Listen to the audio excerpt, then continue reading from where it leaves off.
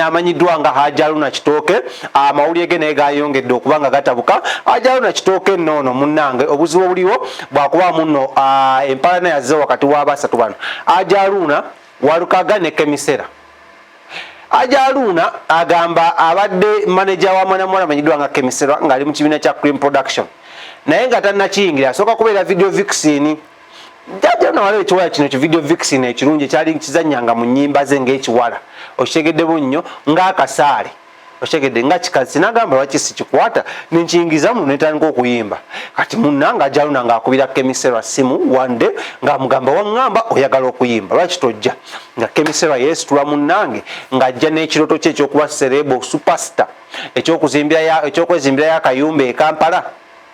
ng'ajjewa Hajaluna. Hajaluna mubiru munnange because ayina libido mbumbu ayina libido ng'akwata Kemisera ng'amuteeka waka ng'atandika kuba nga bw'afumba bw'ayimba bw'afumba bw'ayimba not until ababiri bano bwe bafunyeemu obutakkaanya emyezi ng'esatu ena emabega ng'obutakkaanya buva ku kimbo obutakkaanya buno buva ku bigambo mbu Hajaluna addewo atandise omugamba ebigambo muno enkolagana ya Kemisera ne Walukaga yeraliikiriza mbu era bano ababiri kirabika n'omwana Kemisera gw'ayina ayinza okuba ng'alimu olusayi lwa Walukaga. Kyenjagala twebuuzeemu Walukaga yeewayiriza nga bwe yeewayiriza ku mwana wa Rwema ng'amaze omugulya laputopu nga bwe yeewayiriza ku Shasha Brighton oba bituufu. Walukaga yagamba Walukaga amawulire ge yantuusizaako ku kasimu ku lukomo lw'essimu yaŋŋambye mbu nno yamanya mwana muwala ono Kemisera nga n'Hajaluna tannamumanya era yaliko ne mu luyimba lwa mukwano gwe omuyimbi anvudde muntu ezit Fred Sebbale ndowooza Fred Sebbale oluyimba olwo mujja kuba mutegeera muno yali mukonga video vixen n'agamba era ebya Hajaluna byayogera ali mu byapa waba yavuddeyo n'akuba omukazi lwa bwenzi yatamwendaako era n'amugamba bw'aba ayagala okumanya ensonga z'omwana oyo yayi mwetegefu genda ku musaayi n'amugamba n'omugamba muno if you think okola emigato kyekigenda okuyisaawo olimba kubanga omukazi yagaba omwana bw'abanga Kemisera omwana agamba wange why do you have to come out owogane ebyo nonna bigambo byani bya mwana mulenzi Walukaga naye ensonga zaabwe zikyagenda mu maaso. However much mwana muwala Kemisera ali mu kunoonya manager wetwogere essaawa yavudde mu Cream Production ayina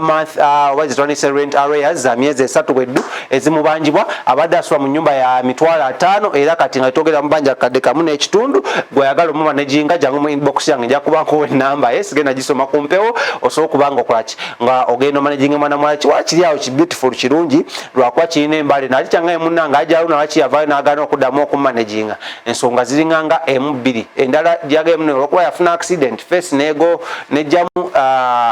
injuries nejjamu bruises ez'enjawulo okuva olwo Hajaluna natandika okumulaba ng'amulabanga mingaŋŋano ya migaati omanyi bw'oba ogigola bw'otyo gigoya enengeri gyerabikamu so n'agamba munnanga awo yajja ne idea ekola emigaati n'agamba tekyala Hajaluna ono munnanga nkaabiza nnyo abadde ankuba nnyo olw'okuba mbu nno nze sikyagira bintu bya mu kisenge bulungi ate nga nange sisobola bigira kubanga nange ate takyalina kyampa nga yajja buzi n'aŋŋamba nti teekawo ate nga nze saagala kukola kisagala kuteekawo kuba nange njagala okukola enviiri ne ka makeup anyways ensonga safaana muwala Kemisera bweso bwe ziri ne Hajaluna binaggwerawa simanyi ebya Rwema twabira Walukaga yavayo neesiba ku mwana twabira gye byaggwera ebya Shasha Brighton twabira gye byaggwera kati kuno olutalo luno oluyingiddemu Walukaga lunaggwerawa bonna bonna bayimbi ba bandi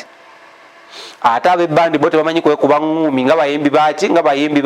baraga bo bamanyi ddogo kati ani anaalogaani. Does Kemisera have a better future? I don't know. You and me tujja kwatongera kwa kintu nga tubyetegeeza but anyways wetwebadde ebya mwana mulenzi Hajaluna mubiru Kemisera ne Walukaga katugende maaso ate n'amawulire amalala agagenda ennyenyenyo mu maaso mu ggwanga lya Uganda.